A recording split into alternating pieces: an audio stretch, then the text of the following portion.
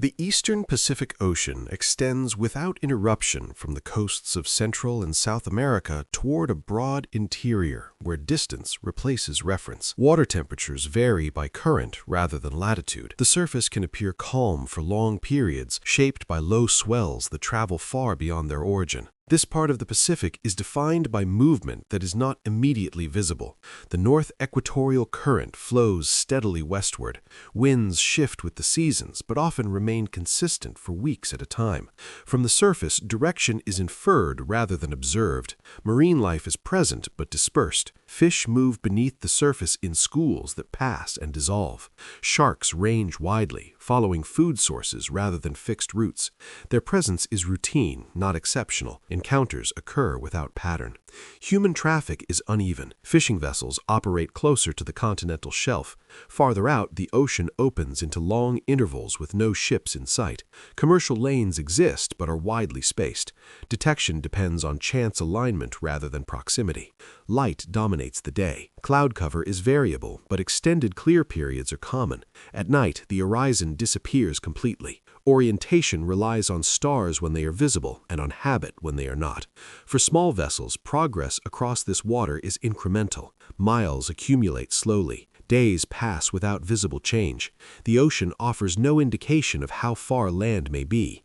In this environment, separation from shore is not marked by a boundary. It increases gradually. 1 hour becomes a day. 1 day becomes a week. The distinction between near and far erodes. At the outset, the Pacific does not present itself as a threat. It presents space. Movement continues. Conditions remain stable. Nothing suggests interruption. José Salvador Alvarenga grew up near the coast of El Salvador.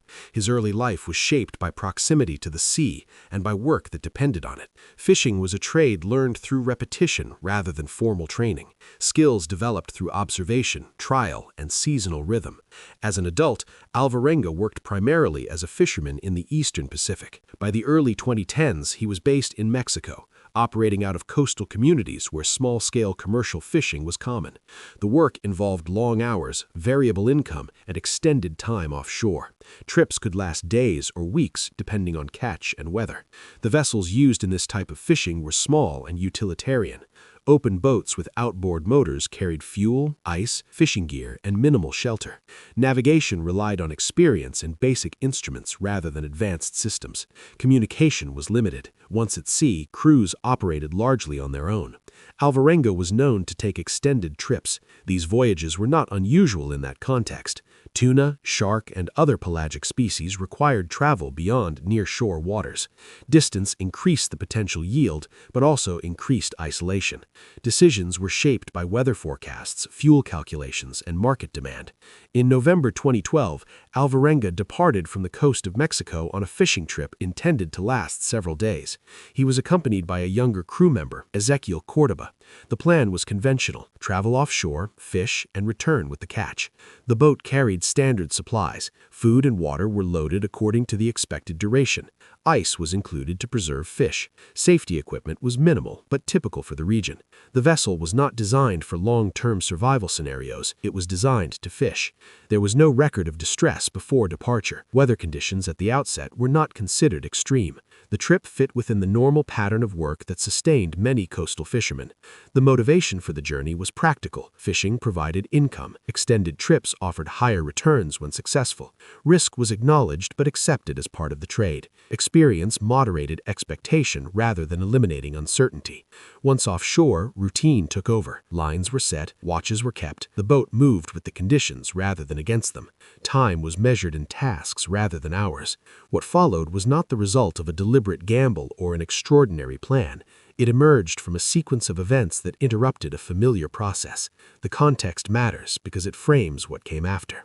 The sea did not change when the boat left the coast. It continued as it had before. Several days into the trip, weather conditions shifted. Wind increased beyond forecast levels, swells grew steeper, rain reduced visibility. The change was not unusual for the season, but its duration was. The small fishing boat was caught in the system as it moved farther offshore.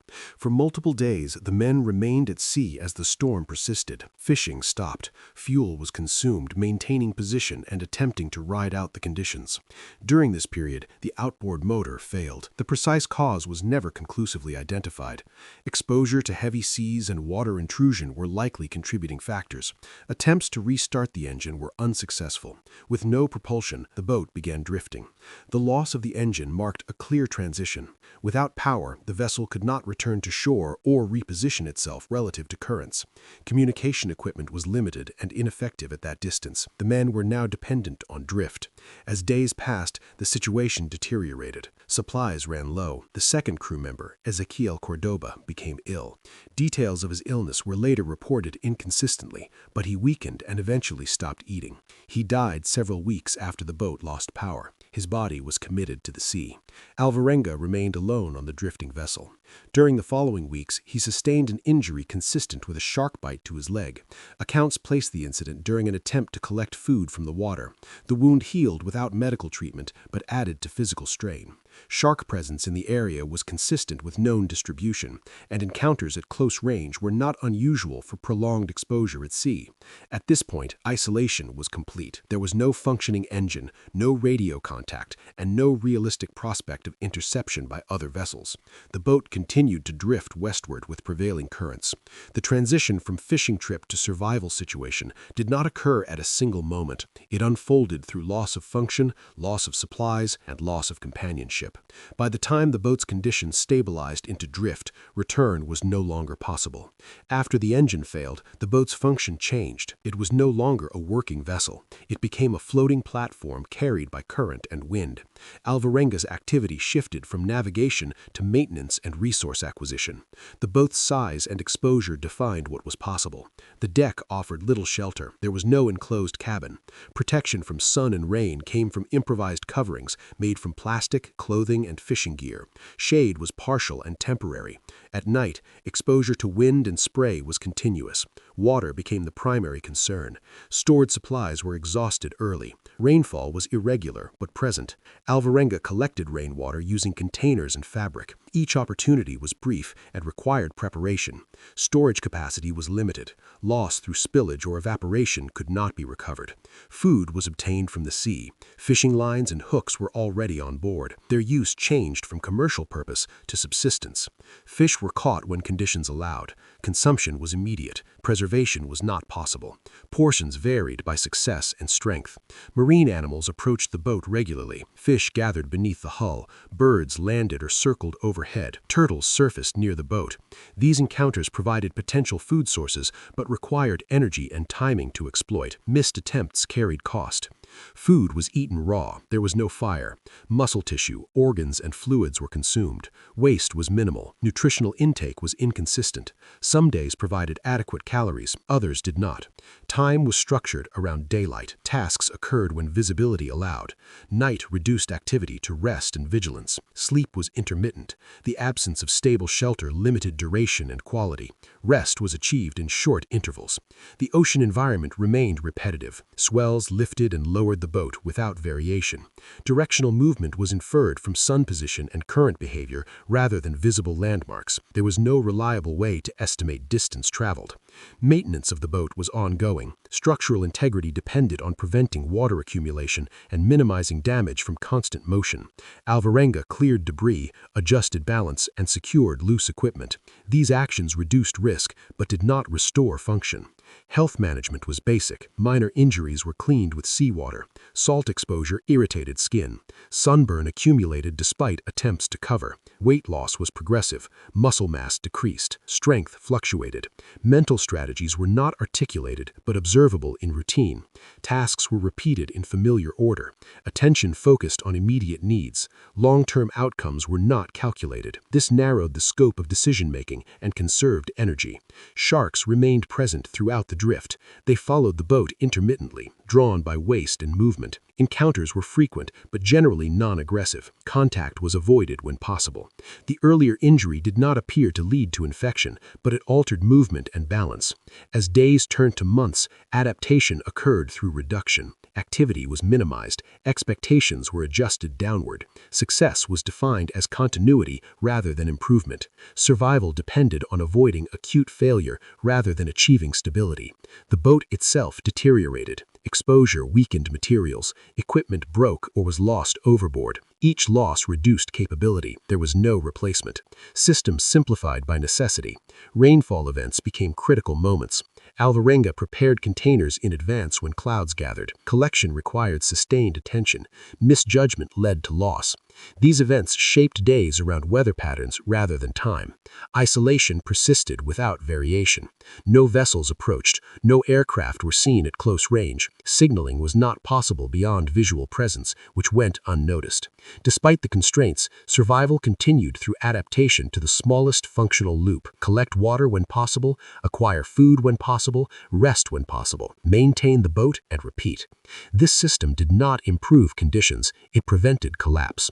By the fourth month, physical decline was evident. Strength was reduced, reaction time slowed, healing was delayed. Despite this, the basic routine held. The Pacific carried the boat steadily westward. Currents did not change course. Land remained absent. The survival phase did not contain milestones. It consisted of repeated days without distinction. Progress was measured only by persistence. By the fifth month adrift, physical decline shaped nearly every action. Alvarenga's body weight had dropped significantly. Muscle strength was reduced, particularly in the arms and legs. Movements that once required little effort now demanded preparation and rest. Recovery after exertion was slow. Dehydration remained a recurring risk. Rainfall was inconsistent, and collection was never guaranteed. Periods without rain forced further reduction in activity. Water intake fell to the minimum required to maintain consciousness and basic function. Symptoms of dehydration appeared intermittently, including dizziness and weakness. Food intake varied widely. Fishing success declined as strength and coordination decreased. Missed catches became more frequent. When food was obtained, consumption was immediate and complete. There were no reserves. Periods of relative intake were followed by longer intervals of scarcity. Exposure intensified cumulative damage. Prolonged sun exposure caused skin deterioration. Saltwater contact led to persistent sores that healed slowly or not at all. Nights brought cold stress, particularly as body fat diminished. Sleep became increasingly fragmented. Time perception altered further. Without external markers, days lost distinction. Alvarenga continued to mark time informally, but the sequence compressed. Memory of elapsed weeks became uncertain. Survival narrowed to short cycles of need and response. The psychological effect of isolation deepened, but did not escalate into visible crisis. There were no recorded episodes of panic or disorientation that prevented function. Instead, attention narrowed. The range of thought contracted to immediate tasks. Long-term outcomes were not considered. The presence of sharks continued throughout this period. Their proximity added to vigilance demands, but did not result in further injury. Encounters were managed through avoidance and stillness when possible. Energy conservation took precedence over deterrence. The boat's condition worsened. Materials weakened under constant exposure. Equipment failures accumulated. Each failure reduced the margin for error. There was no capacity for repair beyond basic adjustment. Physical illness became a constant possibility. Infection risk increased as wounds remained open longer. Nutritional deficiencies affected endurance and coordination. Despite this, Alvarenga remained mobile and capable of basic tasks. As months passed, the probability of survival narrowed. The system that sustained life remained functional but fragile. Continuation depended on the absence of sudden failure. No severe injury, no prolonged drought, no structural loss. The ocean environment remained unchanged. Currents carried the boat without interruption. Weather patterns shifted gradually, but offered no clear signal of proximity to land. By the end of the fifth month, survival persisted, but without reserve. The process continued because it had not yet ended. On January 30th, 2014, after approximately 133 days adrift, the character of the water changed. Floating debris became more frequent. Vegetation appeared intermittently. Bird activity increased and persisted rather than passing overhead. These signs suggested proximity to land, though distance remained uncertain. The boat continued drifting until shallow water slowed its movement. Waves altered shape. The hull made contact with submerged ground. Forward motion stopped. Land was visible at close range. The shoreline was narrow and low, lined with vegetation. The location was later identified as Eben Atoll, part of the Marshall Islands, more than 6,700 miles from the point of departure. The drift followed established Pacific currents over several months. Alvarenga exited the boat without assistance. His movement was slow and unsteady. He reached shore and collapsed. Local residents discovered him shortly afterward. Initial assessment noted severe weight loss, dehydration, and muscle atrophy. He was unable to speak clearly at first and required medical care. There were no acute injuries requiring surgical intervention. The shark wound had healed. Authorities confirmed the timeline through drift modeling, current analysis, and material evidence. The survival duration and distance were considered plausible given known oceanographic conditions, though some details remained difficult to verify independently. There was no rescue at sea. The survival ended through landfall rather than interception. The process concluded without ceremony. Medical treatment continued after contact. Recovery was gradual. Long-term health effects included physical weakness and psychological stress consistent with prolonged isolation. The boat remained on the shore where it had grounded. Its role ended with contact. The Pacific continued moving beyond the atoll. The currents that carried the boat did not change course. José Salvador Alvarenga's survival remains one of the longest documented drifts at sea by a single individual without resupply. The event drew attention because of its duration and distance, but its structure was ordinary. It followed known currents. It depended on available resources. It ended when land intervened. Historical evaluation has focused on plausibility rather than spectacle. Oceanographers noted that the drift path aligned with established Pacific circulation. Medical assessments confirmed the physical effects of prolonged exposure and starvation.